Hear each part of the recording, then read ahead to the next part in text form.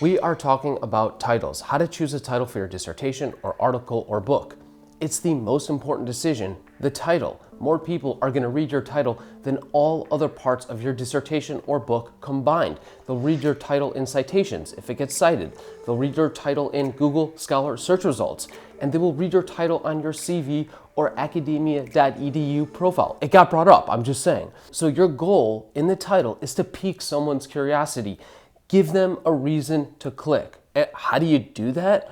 The way to drive engagement online is to inflame, enrage, provoke, troll. You need to press the what the fuck button. You need to instigate. You need to lure your reader in.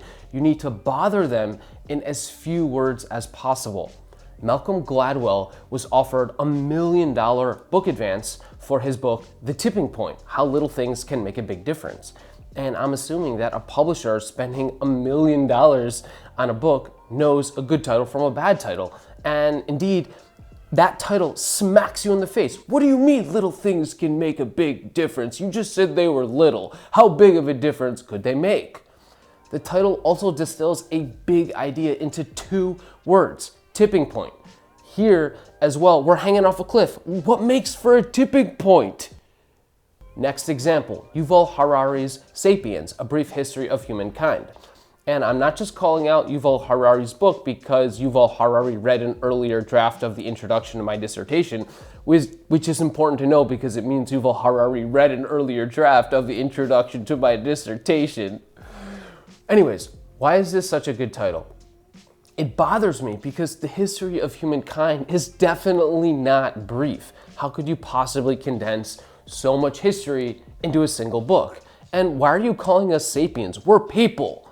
And yet by using the word sapiens, Harari distills a big idea into a single word. To understand the key to our success as a species, you have to go back tens of thousands of years to when in fact people do call us sapiens. Harari and his publishers clearly did something right. The book has collected endorsements from Mark Zuckerberg, Bill Gates, Barack Obama, and myself, and turned Harari into a celebrity. Next example, Nancy Etkoff's Survival of the Prettiest, The Science of Beauty.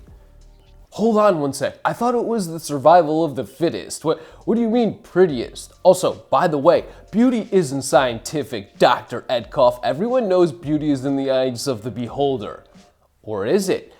No surprise the book made it to a second paperback edition, got raving reviews, and it's a great book. James B. Stewart, former Wall Street Journal editor, argues that to write great titles, you need to find stories, not topics. Topics are boring. Topics pose no questions. They do not incite curiosity. And yet anyone who's ever browsed through the titles of academic publications knows that topics, not stories, predominate.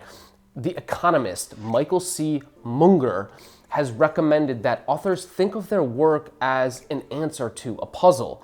These 3 things seem different, but they're actually all the same. Or, here's why the theory predicts A, even though we observe B. Good titles also cast as wide a net as possible. Publishers know this, but most academics do not. The origins of our species, the history of beauty, little things that make a big difference. All of these topics have broad appeal.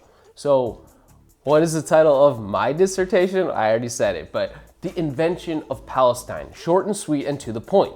Palestine is an invention. It exists in our minds, not in nature. And so my dissertation is a story about how people went about inventing Palestine in history and why they identify with it. And I know it might be difficult for some people to grasp that you can't touch Palestine. Like, there's no such thing as Palestinian soil. Soil scientists aren't like soil types.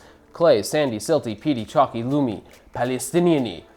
But hummus باللحمة in my soil بليس بدك شطة.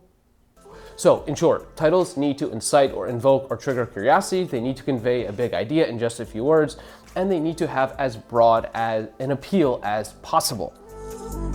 Thanks for tuning in. Until next time.